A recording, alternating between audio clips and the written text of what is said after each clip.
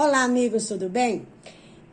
Como que a gente pode abordar essa questão, principalmente da abordagem, né, com relação a psicopatologias da mente, das emoções, dos sentimentos?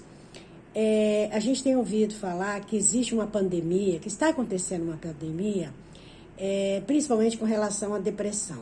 Eu penso que cada um de nós já teve algum momento da vida que se sentiu deprimido, se sentiu abatido, sem muita vontade, com aquela apatia, vontade de às vezes não fazer nada, de realmente sentir que a vida está um pouco monótona e se sentir apático. Ou, enfim, aquela coisa da ansiedade e do estresse que nos leva a sentir um cansaço muito grande. Então, dentro das várias tradições, estudo e pesquisas, dentro da área da psiquiatria, psicologia, neurologia, filosofia, a gente tem várias abordagens, né? E eu acho muito interessante a abordagem da tradição budista que fala da vacuidade.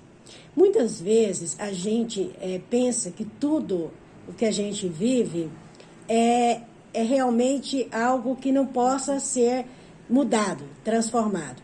Então, se a gente tem padrões na mente, rígidos, de conceitos, de filosofias, a gente começa a inserir aquilo no nosso contexto, né, psíquico, e até por inconsciente. E muitas das experiências negativas e situações que a gente acredita que trouxe, né, uma dor muito grande, um sofrimento muito grande, ela tende a se repetir. E a gente realmente acredita que muitas das vezes a gente é infeliz, é triste. Eu sei porque eu já passei por isso. Acredito, eu sou terapeuta e vejo pessoas relatando isso.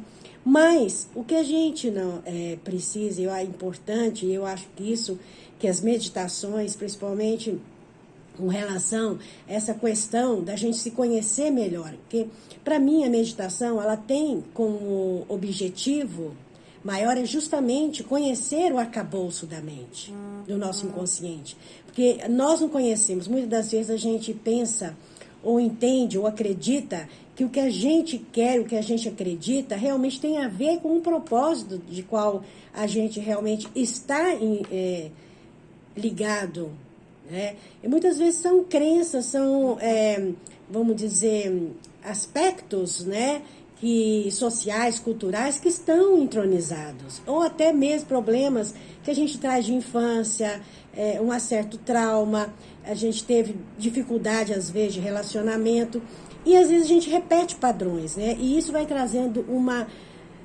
um cansaço e vamos dizer, um processo de estresse, depressão, ansiedade, a gente fica nesse ciclo, né?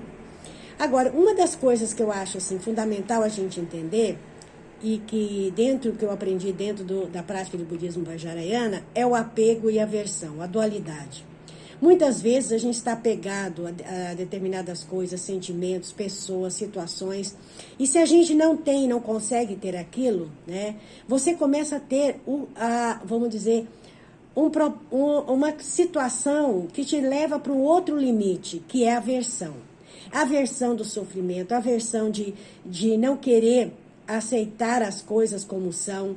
E de repente, a gente fica nesse conflito de apego ao prazer, ao desejo, a possuir. E, por outro lado, se a gente não tem, a gente entra no processo de aversão. Até pela própria situação. E a gente não saber lidar. Então, a gente vai de um polo para o outro. Então, essa situação de dualidade, a gente vive isso no dia a dia, e com tudo, né? Por exemplo, se a gente fala, poxa, eu tenho uma satisfação, eu sou orgulhosa de eu estar fazendo uma coisa porque eu estou sendo reconhecida, as pessoas me aplaudem, mas se de repente eu não tenho reconhecimento, né? Eu vou para a ira, eu vou para o processo de baixa estima, de dizer, poxa, mas eu fiz tanto e tal, e as pessoas não reconhecem, eu não tenho reconhecimento. Então, a gente vive nessa corda bamba, né? E quando a gente perde algo, então, que a gente não está esperando, é algo que põe a gente num processo bastante de desentendimento e de confusão, porque a gente fala, poxa, mas eu estava, isso fazia parte da minha vida, eu dependo disso, ou então eu sou pegada, eu gosto da pessoa, eu gosto disso, ou eu perdi uma fortuna, perdi um dinheiro que eu demorei para trabalhar e realmente a gente entra num processo bastante autodestrutivo. É difícil a gente lidar com a perda, né? Mas assim, a questão é o seguinte, tudo isso, se a gente não começar a entender os processos que a gente vive, né, devido até um próprio equívoco da nossa civilização, da nossa cultura, que faz com que a gente entre num processo de competitividade, eu tenho que ser melhor do que eu preciso, para que eu possa ter, né, realmente sucesso na vida, eu preciso estar no topo, eu preciso ser o melhor, eu preciso estar numa situação onde que as pessoas vão olhar e vão admirar e vão ter, dizer, poxa, eu queria ser igual àquela pessoa, porque aquela pessoa é um referencial. Muitas das vezes, isso é ensinado em escolas e a gente tem vários textos sobre isso. Não estou dizendo que não é importante que a gente não procure realmente superar os nossos limites, mas isso leva as pessoas, muitas vezes, a entrar num processo de baixa estima, e quando as pessoas têm dificuldade de não conseguir aquilo que são metas, elas começam a entrar num processo de depressão e de depreciação. Então é importante que a gente se cuida. Por exemplo, se a gente tem um amor não correspondido, entra num processo assim de depressão, de angústia, de sofrimento. Muitas vezes a gente fala que a outra pessoa causou isso, que a pessoa é culpada. Aí você começa a entrar num processo de aversão pela pessoa, ou aversão por você mesmo, por baixa estima.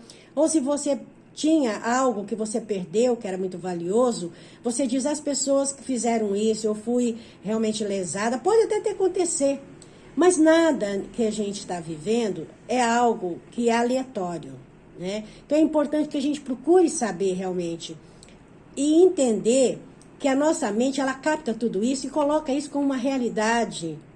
E que essa realidade, ela não muda, ela vai ficar para sempre. E nós vivemos num processo de impermanência, tudo muda, o universo muda. E se a gente entender isso e começar a perceber que a gente está num processo de eterna mudança, portanto, esses padrões, eles podem mudar, a gente começa a entender e ter um domínio maior da mente.